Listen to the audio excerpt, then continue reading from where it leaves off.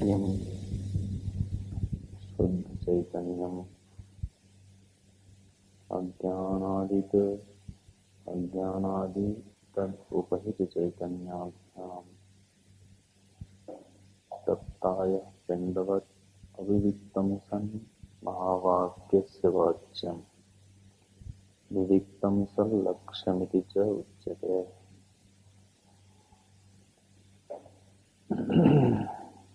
वेदांत में जो विचार किया गया है उसको दो संदर्भ दिए गए। एक तत्पद को विचार का विषय बनाया गया और एक त्वम पद को। वेदांतों में जितना विचार हुआ है वो सब का सब इन्हीं दो पदों के इर्द गिर्द है, आसपास है। संक्षेप में समस्त विचारों के केंद्र में यही दो विषय हैं, दो पद हैं, तत् और त्वम।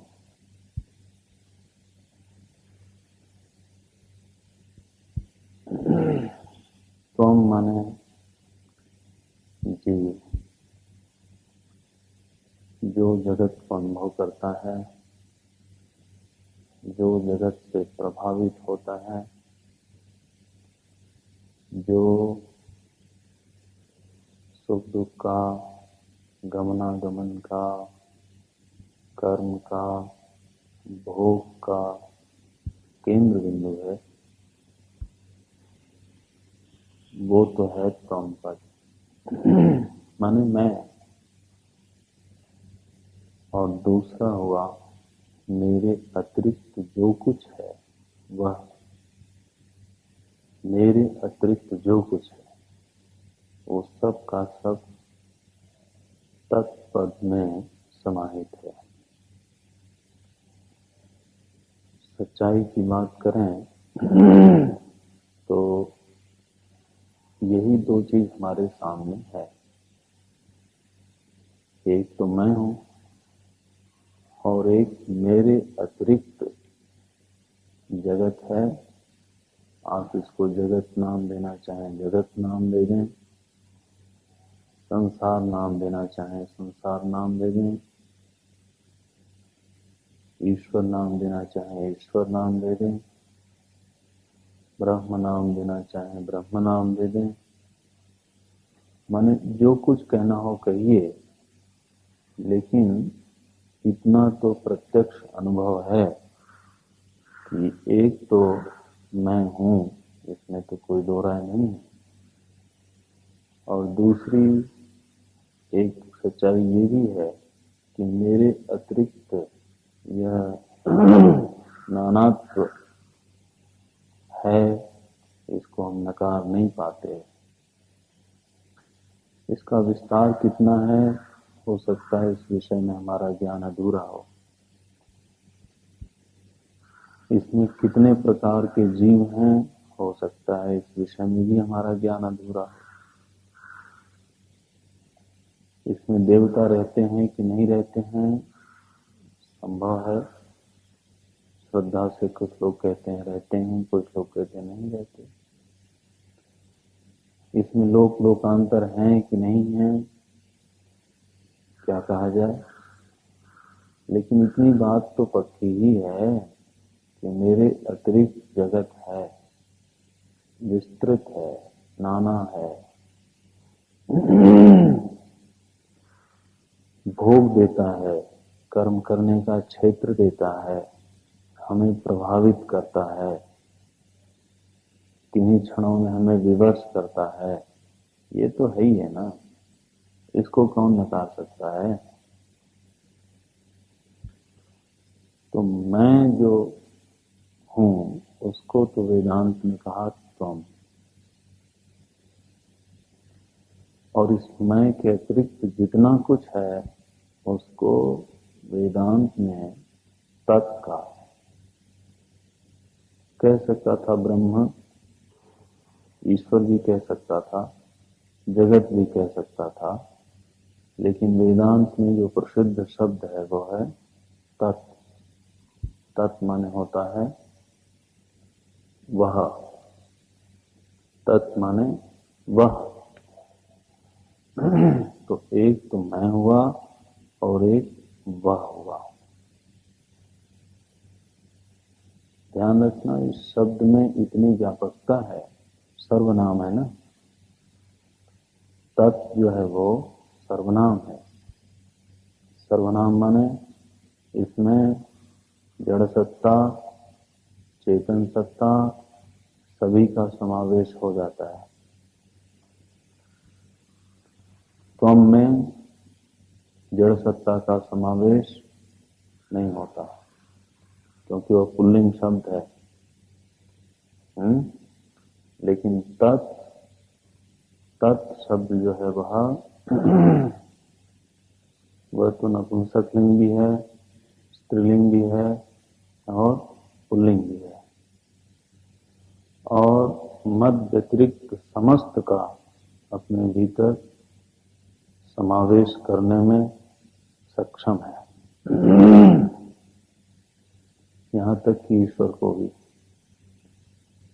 यदि आस्तिकों की दृष्टि में ईश्वर है तो वह तत्पद में समाहित है, और यदि कोई नास्तिक भी है तो उसके लिए भी तत्पद अपर्याप्त नहीं है, उसके लिए भी तत्पद है, क्योंकि जगत को तो नास्तिक भी नहीं मानता ही है ना। अपने से भिन्न जो कुछ है उसको तो स्वीकार करता ही है, करना ही पड़ेगा। हमारे विचार के दो आश्रय हो गए, एक मैं और एक जगत अथवा तत्। तत्त्वम ये दो शब्द बने, दो पद बने।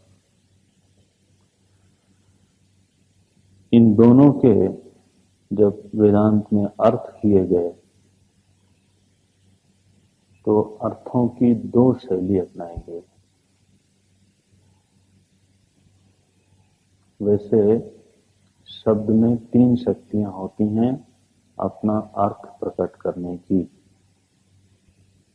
शब्द की तीन शक्तियां हैं, अभिधा, व्यंजना और लक्षण। अभिधा, व्यंजना, लक्षण।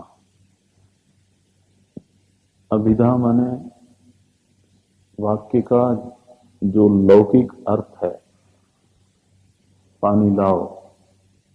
पानी लाओ माने पानी लाओ सामान्य है,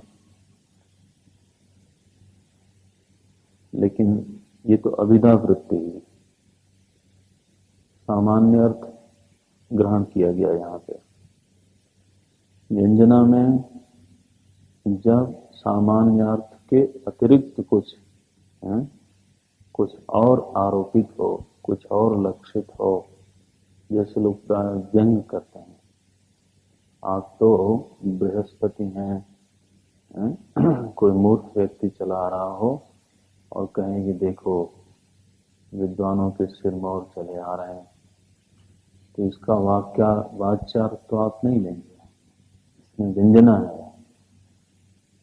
व्यंजना का दोनों पक्ष होता है, पॉजिटिव भी और निगेटिव भी, सकारात्मक नकारात्मक।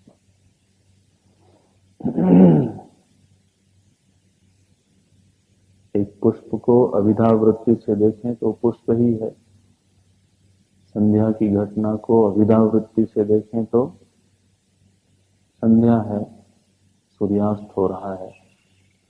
लेकिन व्यंजना वृत्ति से लोगों ने देखा तो बड़े सारे भाव आरोपित कर दिए उसके ऊपर, बड़े भाव आरोपित किए ना। और लक्षणा क्या है? लक्षणा महाराज प्रत्यक्ष अर्थ का तो प्रायः परित्याग ही हो जाता है, प्रायः इसलिए कहा कि थोड़ा तो रहता है।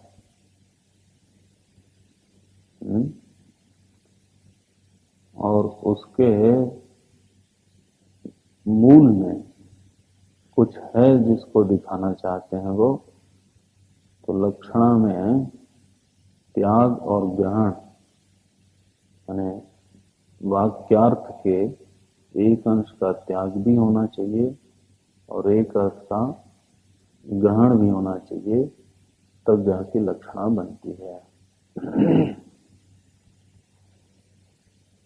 वो भी प्रत्येक में नहीं, प्रत्येक स्थान पे नहीं। कहीं कहीं पे तो ऐसा होता है कि पूरे ही अर्थ का त्याग कर दिया जाता है, उसको जहत लक्षणा कहते हैं। कहीं कहीं जो वाक्यार्थ है उसमें कुछ जोड़ा जाता है, उसको अजहत लक्षणा कहते हैं। अजहत, शोणो धावती, लाल दौड़ता है, तो अर्थ करते समय आप उसमें लाल घोड़ा दौड़ता है, तो अश्व का आपने अध्याहार किया और जोड़ा उसमें। और यहाँ वेदांत में जो लक्षणा स्वीकार की गई है वो जहत अजहत लक्षणा उसको कहते हैं। इसमें त्याग भी है और ग्रहण भी है, इसलिए जहत अजहत, जहदह जहल लक्षणा ऐसा कहते हैं। अथवा ऐसा भी कहते हैं भागत त्याग लक्षणा, भागत त्याग लक्षणा।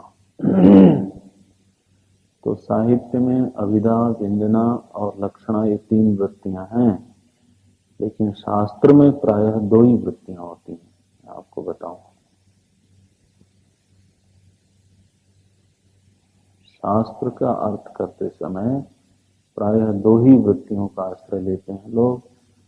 एक तो वाच्यार्थ कहलाता है और एक लक्ष्यार्थ कहलाता है। साहित्य में, साहित्य माने यह जो साहित्यिक ग्रंथ हैं जिनका विषय लौकिक होता है, उसमें तो ये तीनों वृत्तियों का इन लोगों ने प्रयोग किया है, लेकिन तत्व के विचार करने वाले शास्त्रों में 2 वृत्तियां हैं और उनका एक नाम दिया वाच्यार्थ। वाच्यार्थ माने सामान्य अर्थ, और दूसरा नाम दिया लक्ष्यार्थ। तो तत्पद और त्वम पद, इन दोनों पदों का एक तो होता है वाच्यार्थ और एक होता है लक्ष्यार्थ। जैसे मैं अपना अगर अपने ऊपर विचार करूं और मैं का अर्थ खोजूं कि मैं माने मैं क्या समझता हूं, तो मैं माने जो बिना ज्यादा विचार किए सामान्य रूप से जो समझ में आता है वो सब का सब मैं का अर्थ है, मैं का मेरे लिए अर्थ है। उसी को कहते हैं वाच्यार्थ। माने मैं करता भी हूं, मैं भोगता भी हूं, मैं सुखी दुखी भी होता हूं, मैं इस प्रकार के शरीर वाला हूं, मैं युवा हूं। माने ये सब क्या है, मैं के अर्थ है। मैं जानता हूं, जानना मेरी खूबी है, मेरी प्रकृति है, अर्थात मैं चेतन हूं। लेकिन मेरा ज्ञान क्षणिक भी होता है, ऐसा भी है। तो यह क्या हुआ, मैं का ही वाच्यार्थ हुआ। इसी को आचार्य यहां पे कहते हैं कि मैं का वाच्यार्थ पहले समझा जाए पूरी तरह से। जितना हम समझते हैं उससे थोड़ा ज्यादा है। क्या? वाच्यार्थ ही, वाच्यार्थ भी जितना हम समझते हैं उससे ज्यादा है। क्या क्या है वाच्यार्थ में? एक तो है अनुपहित चेतन। देखो, जो कि हम शायद नहीं समझते, जिसको हम मैं कहते हैं आज, उसमें चार चीजें हैं। एक तो अनुपहित चेतन है, फिर उपाधि है, फिर उपाधि में उपहित चेतन है, और तीनों का परस्पर लौह पिंडवत तादात्म्य है। माने तीनों तीन नहीं लगते, उपाधि उपाधि नहीं लगती, उपहित चेतन नहीं लगता, और अनुपहित चेतन नहीं लगता। तीनों मिल करके अविविक्त भासते हैं। अविविक्तम सन महावाक्यस्य वाच्यम, यही आया ना। अविविक्तम सन महावाक्यस्य वाच्यम। जब ये तीनों तीन न लगे और तीनों मिलमिला करके एक लगे मैं, तो इस मैं का वाच्यार्थ ये तीन है, एक नहीं। अच्छा, यही बात तत्पद के साथ की है। मैंने तम पद पहले इसलिए रखा क्योंकि ये आपके अनुभव के करीब है, आप उसको थोड़ा समझ सकते हैं। तत्पद का भी विचार किया गया, तो जितना हम तत्पद को समझते हैं सामान्य ज्ञान के आधार पे, तत्पद भी उससे थोड़ा ज्यादा है। क्या है? यह जो मध्य अतिरिक्त नानात्वपूर्ण जगत है, इसके आधारभूत, इसके आधार में अनुपहित चेतन ही है। क्या हम ऐसा देखते हैं? क्या हम प्रत्यक्ष भूत जगत के आधार में चेतन को देखते हैं? हम तो महाराज नहीं देखते ना। तो तत्पद के भी वाच्यार्थ में तीन चार चीजें हैं। पहली तो ये हुई कि इस नानात्वपूर्ण जगत का जो आधारभूत स्थिति है वो अनुपहित चेतन की है। उस अनुपहित चेतन में समष्टि अज्ञान एक उपाधि है। उस समष्टि अज्ञान में उपहित चेतन हुआ।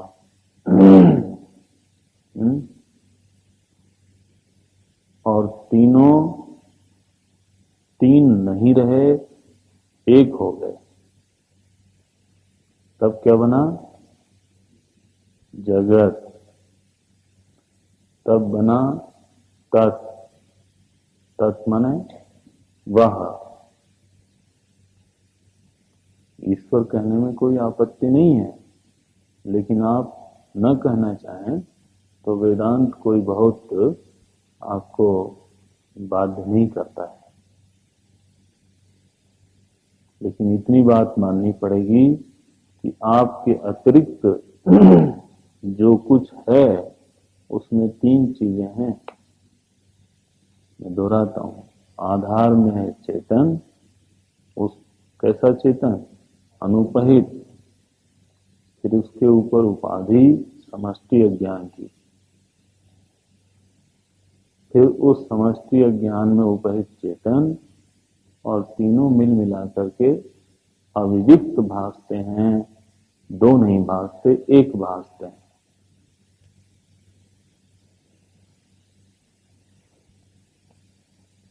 अब आपको पूर्व ग्रंथों का थोड़ा सा आश्रय लेना चाहिए। दृग्दृष्ट विवेक में आपने देखा था, सृष्टि नाम ब्रह्म रूपे सच्चिदानंद वस्तुनि अब्धौ फेनादिवत सर्वम नाम रूप प्रसारण। कहा ना, तो आधारभूत चेतन वहां क्या है? ब्रह्मा है। और अविविक्त भासता है। किस तरह से? आपने देखा, दृग्दृश कहते हैं, अस्ति भाति प्रियम नाम रूप चैत्यंश पंचकम आद्यत्रयम ब्रह्म रूपम जगद रूपम ततोद्वयम। तो यह जगत अस्ति है करके लगता है, तत् जो है वो है करके लगता है। इसमें ज्ञेय धर्मिता है, यह जाना जाता है, भाषित होता है, इसमें भान की सामर्थ्य है। भाई अगर इसमें भान कराने की सामर्थ्य नहीं होती तो इसको आप जान नहीं सकते थे। जो हम इसको जान सकते हैं वो इसी कारण जान सकते हैं क्योंकि ज्ञेयत्व तो इसमें है। यह अपना भान कराता है, करा सकता है। आपको स्थूल दृष्टांत दें कि मानिए कि सभा हो कोई, तो उसमें कुछ लोग तो ऐसे होते हैं जिनके अस्तित्व को आप एक क्षण के लिए भी नकार नहीं पाते, हालांकि वो चुप बैठे होंगे तब भी। और कुछ लोग ऐसे होते हैं जो बहुत बोले तो भी उनके अस्तित्व को आप स्वीकार नहीं कर पाते। साहित्य की भाषा में बोल रहा हूं। सभा बैठी हो, मीटिंग हो, और आप देखें वहां पे कुछ ऐसे लोग उपस्थित होंगे जिनकी उपस्थिति का भान आपको, वो न भी बोले तो भी रहेगा कि हाँ आए हुए हैं, बैठे हैं बैठे हैं बैठे हैं, दिमाग में रहेगा। क्यों ऐसा हो रहा है?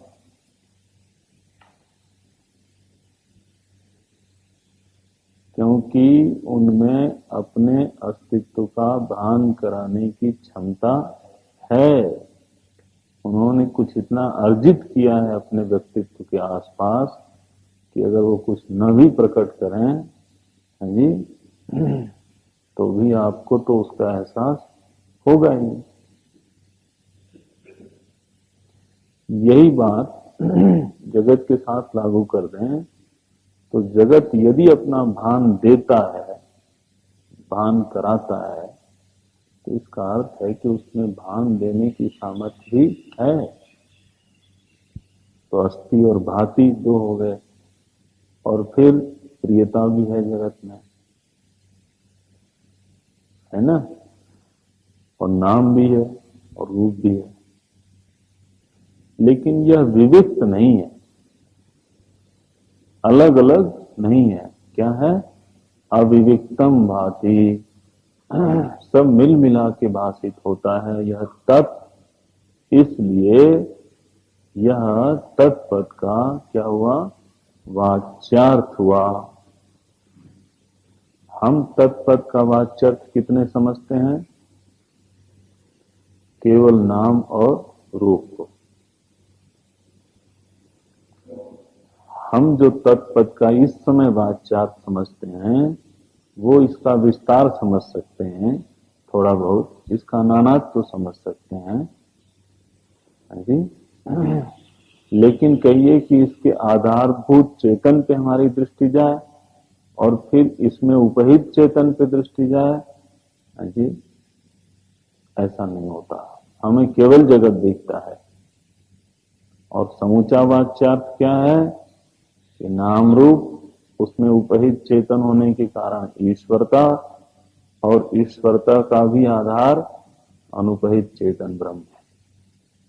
तो जगत नाम रूपात्मक है, दूसरे स्तर से ईश्वर है, और तीसरे स्तर से शुद्ध चेतन है, ब्रह्म है। देखो है जी। तो तत्पद का ही वाच्यार्थ अविविक्तम सन महावाक्य से वाच्यम। जब तक यह अविविक्त लगता है, अलग अलग नहीं लगता है, तब तक तो महाराज तत्पद का वाच्यार्थ बनाओ।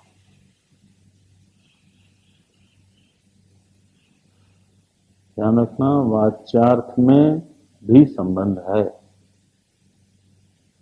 तत् और त्वम में एक विशेष प्रकार का क्या है, संबंध है। वाच्यार्थ में भी कौन सा संबंध है, पढ़ चुके हैं आप, भेदाभेद संबंध पढ़ा ना आपने। तत् और त्वम में वाच्यार्थ की स्थिति में भी असंबद्धता नहीं है, एक विशेष प्रकार का संबंध है, और वह संबंध है भेदाभेद संबंध। यहां भी अभेद ही है, एक प्रकार का विशिष्ट अभेद है। अच्छा, विविक्तम सल लक्ष्यम इति च उच्यते। कहा कि यही जब विविक्त करके भाषित होने लगता है किसी विचारक को, महाराज उपाधि अलग दिख गई, उपहित अलग दिख गया, और अनुपहित पे जब उसकी दृष्टि गई तो अनुपहित मैं का जो अनुपहित चेतन है वो क्या है, वो मैं का लक्ष्यार्थ है, मैं का लक्ष्यार्थ है, त्वम का लक्ष्यार्थ है।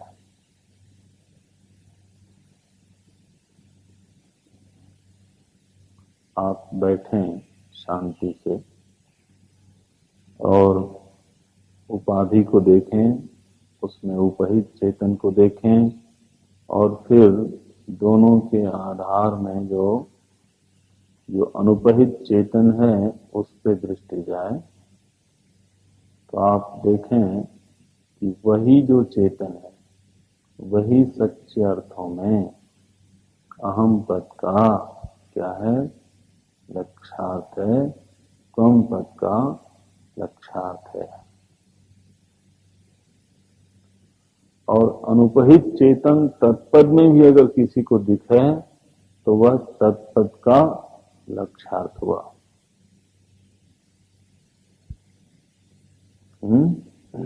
तत्पद का लक्ष्यार्थ भी अनुपहित चेतन है, और त्वम पद का लक्ष्यार्थ भी अनुपहित चेतन है, और इसीलिए लक्ष्यार्थ में पूर्ण एकता है। वाच्यार्थ में तो भेदाभेद संबंध है, लेकिन लक्ष्यार्थ में पूर्ण एकता है।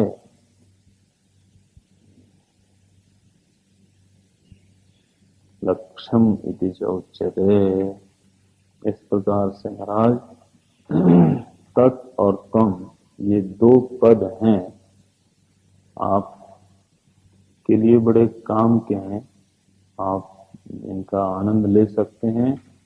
मैंने आपसे पहले ही कहा कि अगर हृदय में बहुत श्रद्धा न भी हो ईश्वर भाव इत्यादि की, तो ईमानदार बने रहिए और अपने को अलग रखिए, जगत को अलग रखिए, और दोनों को अपने विचार का विषय बनाइए।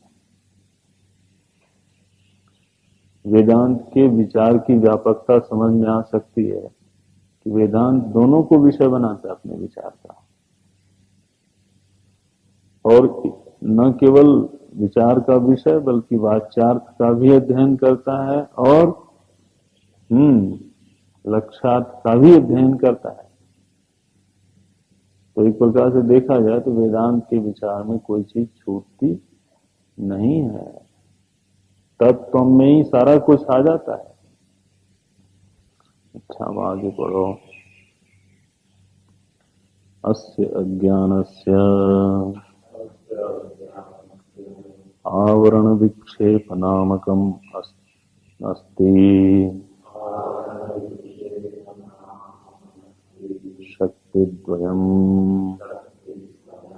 आवरणशक्तिस्तावत्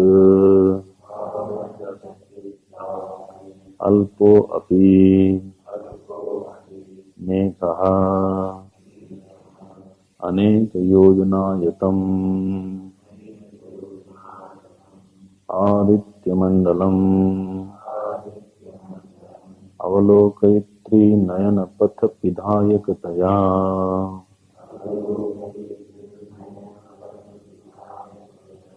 यथा आच्छादयतीव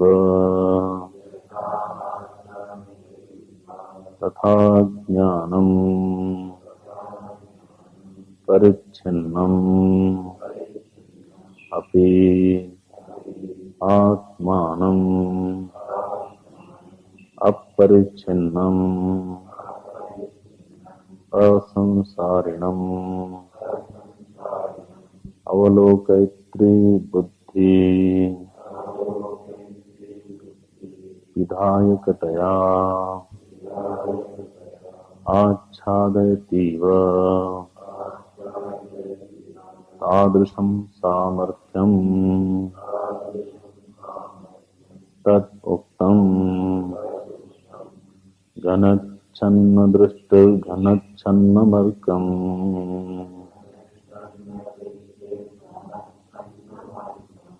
यथा मन्यते निष्प्रभं चातिमूढः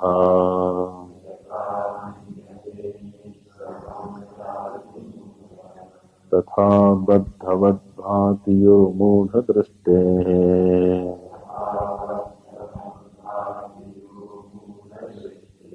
स नित्यो भोक्तृत्वसुखदुःखमोहात्मकतुच्छसंसारभावनापि सम्भाव्यते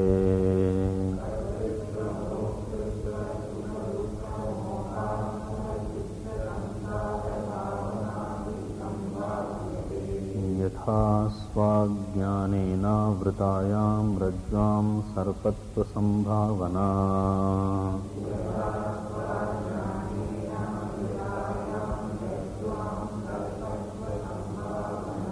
विक्षेपशक्तिस्तु यथा रज्ज्वज्ञानम् स्वावृतरज्जौ स्वशक्त्या सर्पादिकम् उद्भावयति एवम् अज्ञानमपि स्वावृतात्मनि विक्षेपशक्त्याकाशादिप्रपञ्चमुद्भावयति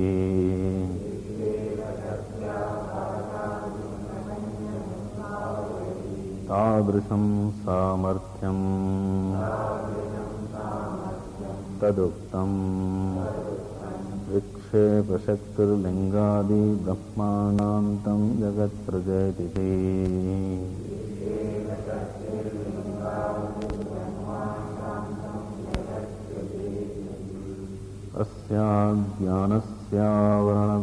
अस्याज्ञानस्यावरणविक्षेपनामकमस्ति शक्तिद्वयम्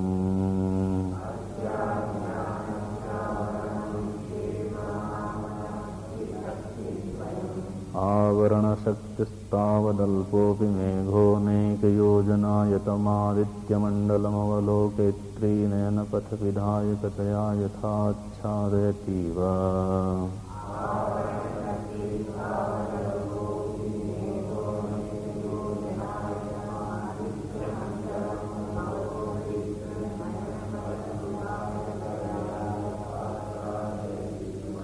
तथा ज्ञानं परिच्छिन्नमप्यात्मानमपरिच्छिन्नमसंसारिणमवलोकयित्रिबुद्धिविधायकतयाच्छादयतीव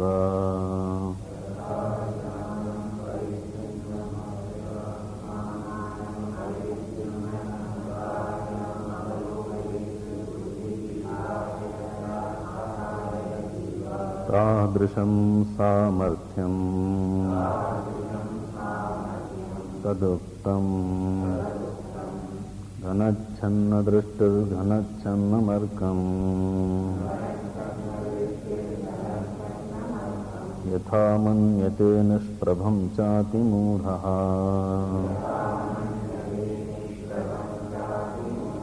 तथा बद्धवद्भाति यो मूढदृष्टेः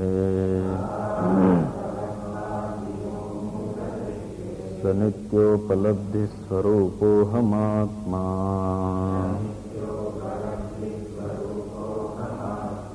अनयैवावरणशक्त्यावच्छिन्नस्यात्मनः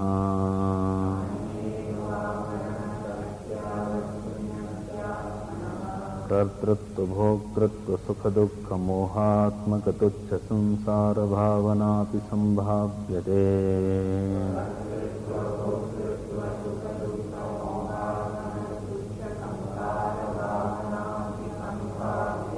यथा स्वाज्ञानेनावृतायां रज्ज्वां सर्पत्वसम्भावना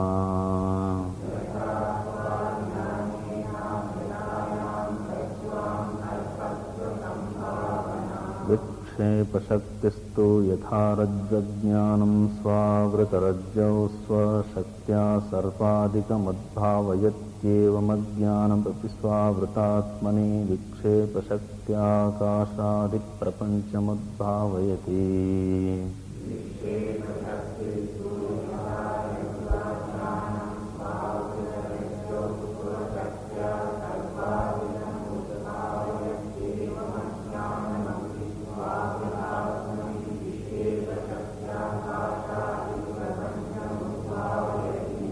तादृशं सामर्थ्यं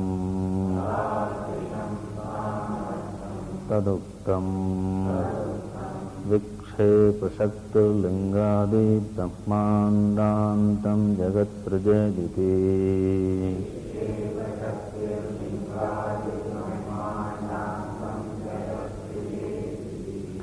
अस्य अज्ञानस्य आवरण विक्षेप नामकम् अस्ति शक्तिद्वयम्।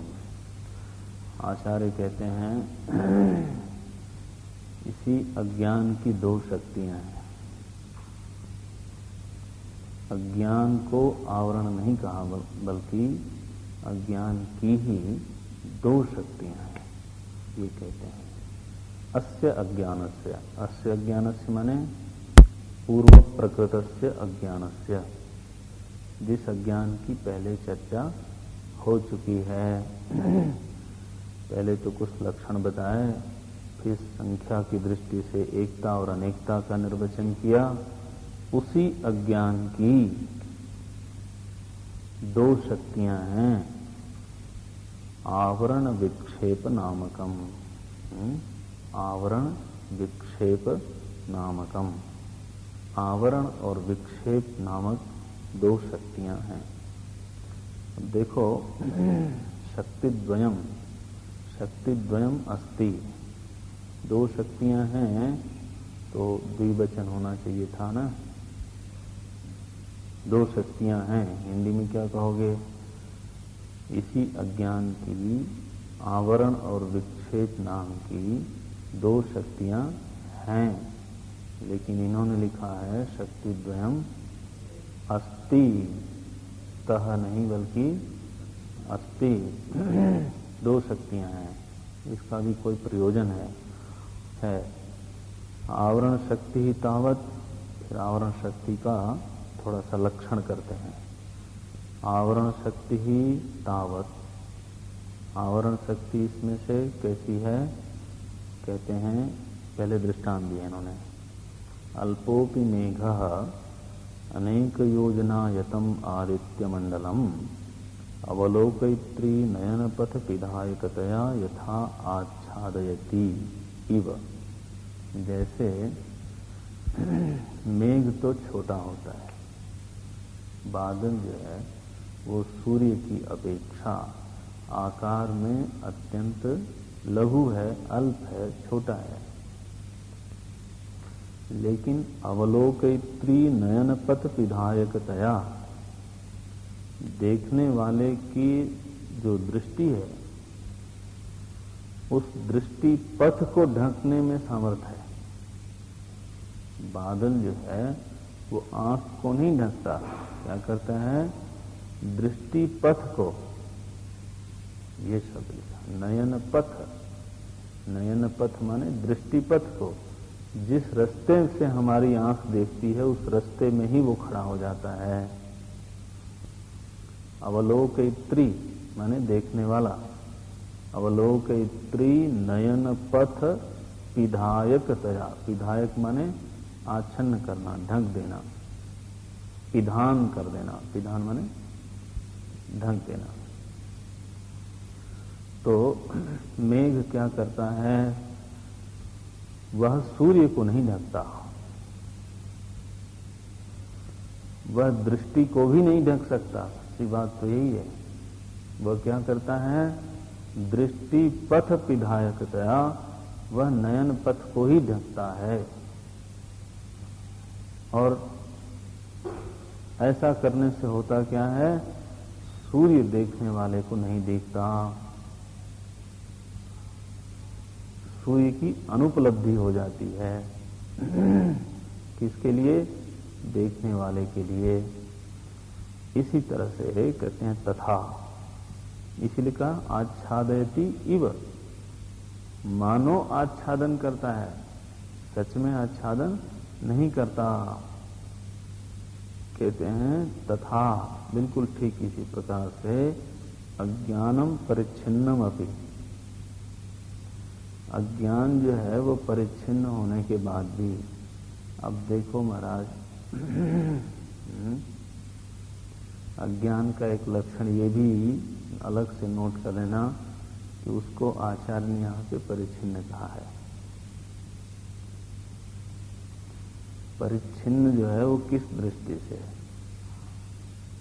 अज्ञान यदि परिच्छिन्न है, ऐसा आप मानते हैं, तो किस दृष्टि से अज्ञान परिच्छिन्न होगा? आकार की दृष्टि से। यदि आकार की दृष्टि से परिच्छिन्न है तो अज्ञान को साकार मानना पड़ेगा।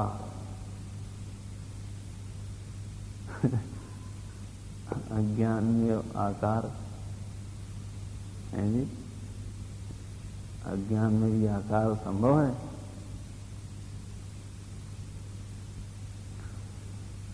है संभव। मिथ्या ज्ञान का तो आकार होता ही है ना। ममकार अहंकार इति आकार एवं, जो ममकारता है और जो अहंकारता है वो तो आकार ही है ना। कार जो कहते हैं वो आकार को ही कहते हैं। ममकार, मम इति वृत्ति, वृत्ति निराकार होती है कि साकार? साकार ही होगी। मम इति वृत्ति, अहम इति वृत्ति। तो ध्यान रखना, यदि अज्ञान को कोई परिच्छिन्न कहता है तो उसको साकारता माननी पड़ेगी, और यदि साकारता मानता है तो अज्ञान का अर्थ सीधा है क्या? मिथ्या ज्ञान। सीधी सी बात है। वही परिच्छिन्न हो सकता है, वही परिच्छिन्न हो सकता है। तो एक बात इन्होंने अलग से, अज्ञान का चैप्टर अलग अगर अपनी सुविधा के लिए रखना, लिखना, तो पहले जो लक्षण बताया वो, फिर संख्या की दृष्टि से जो प्रभाव भेद हो गया वो, और फिर यहां देखो अपरिच्छिन्नता और परिच्छिन्नता की दृष्टि से अज्ञान में क्या माना इन्होंने? परिच्छिन्नता माना, अल्पत्व माना। एक बात। दूसरी बात, अज्ञान जो है काल की दृष्टि से परिच्छिन्न है। काल की दृष्टि से परिच्छिन्न है का मतलब नित्य नहीं है। ज्ञानेन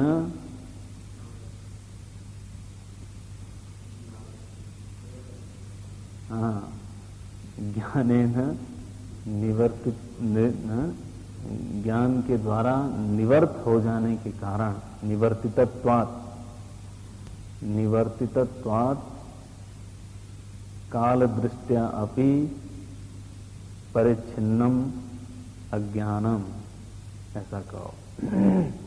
ज्ञान के द्वारा निवर्त हो जाने के कारण काल की दृष्टि से भी वह परिच्छिन्न हुआ, क्योंकि नित्य नहीं हुआ।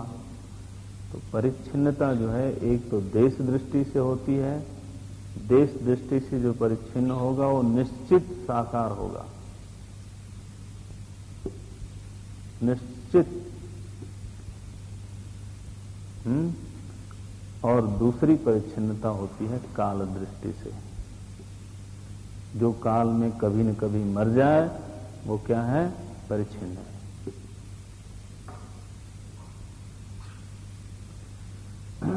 अब जो लोग देश काल को अलग अलग समझते हैं, बिल्कुल, वो तो दोनों की परिच्छिन्नताओं को भी अलग अलग समझते हैं।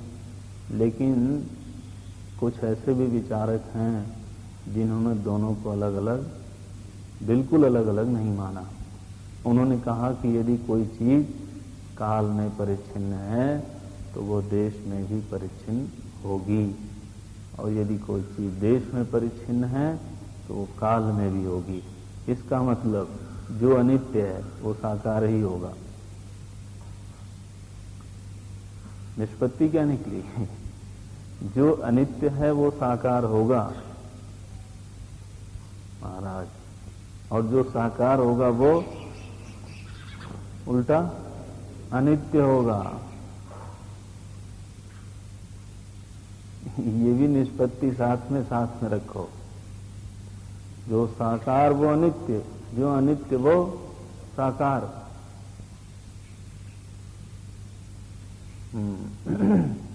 तो परिच्छिन्नम अपि अज्ञानम ये शब्द लिखा है। इसका साफ मतलब है कि एक तो अज्ञान साकार है, दूसरी बात हुई कि वह अनित्य है। दोनों लक्षण इसमें स्वीकार कर लिया आचार्य ने, ये कहकर, क्या कह के? परिच्छिन्नम। अब कहिए कि न कहें परिच्छिन्न, न कहिए तो आप दूसरा क्या कहेंगे? अपरिच्छिन्न। भाई अपरिच्छिन्न यदि आपने कह दिया तो फिर वो कभी निवर्त नहीं होगा। तो बस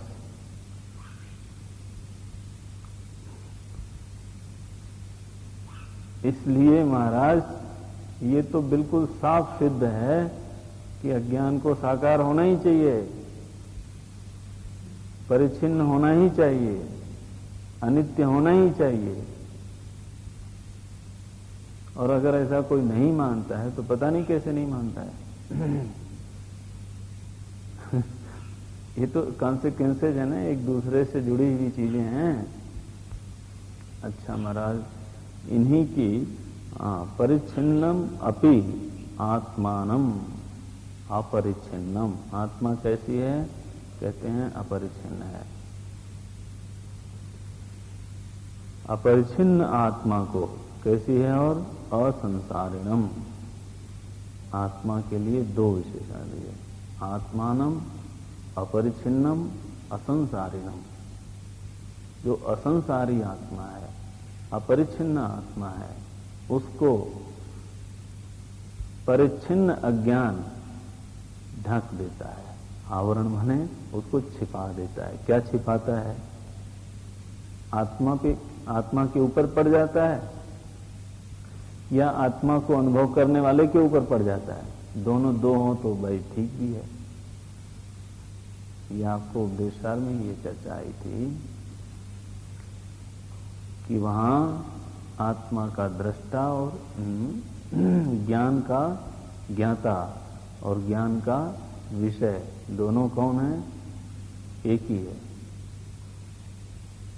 ज्ञान का ज्ञाता भी आत्मा और ज्ञान का विषय भी आत्मा, तो दो है ही नहीं है। इसलिए अगर आत्मा को नहीं ढकता तो आत्मानुभवी को भी नहीं ढक सकता, क्योंकि आत्मा और आत्मानुभवी दो नहीं है। फिर क्या करता है? बोले कुछ किया है इसने। कहते हैं अवलोकयित्री बुद्धि पिधायकतया।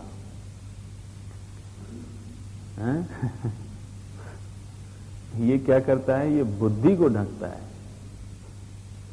ऐसा लिखा है। जैसे बादल जो है हमारी आंख को नहीं ढक सकता, सूर्य को भी नहीं ढक सकता, केवल दृष्टि पथ को ढकता है। तो पथस्थाने बुद्धि इत्युक्तम अत्र, पथ के स्थान पे यहां बुद्धि रखी गई है। अवलोकयित्री बुद्धि विधायकतया, हमारी बुद्धि को ही उसने ढक रखा है। क्या मतलब हुआ महाराज? बुद्धि में यथार्थ ज्ञान नहीं हो रहा है, सीधी सी बात है। और क्या, बुद्धि को ढकने का क्या मतलब हुआ? बुद्धि विधायकतया आच्छादयति इव, वो भी कमाल है कि ऐसा भी नहीं है कि फिर अरे भाई बुद्धि भ्रमित है, ये जानता कौन है? स्वामी जी कहते हैं कि बादल ने सूर्य को ढक दिया, ठीक है, लेकिन बादलों को आपने किसके प्रकाश में देखा? जिसको आप नकार रहे हैं कि आज सूर्य है ही नहीं और बादल दिखाई दे रहे हैं, किसके प्रकाश में? उसी के प्रकाश में जिसको आप मना कर रहे हैं। हाँ, तो यहां भी जो हम बुद्धि को भी स्वीकार करते हैं, बुद्धि के अस्तित्व को स्वीकार करके कर्ता भोक्ता इत्यादि बनते हैं, तो वो आत्मानुभव पूर्वक ही बनते हैं।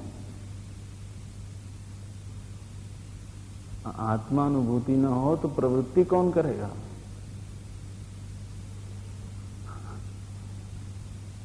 ब्रह्मसूत्र अध्यास भाष्य में भाष्यकार ने लिखा, सर्व प्रमाण प्रमेय व्यापारा आत्मानुभूति पूर्वकम एवं संभाव्यते।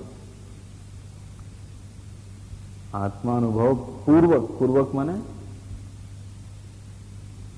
पूर्वक माने पहले ये हो फिर बाद में। पूर्वक माने पूर्व, जिसकी स्थिति पूर्व हो उसको कहते हैं पूर्वक।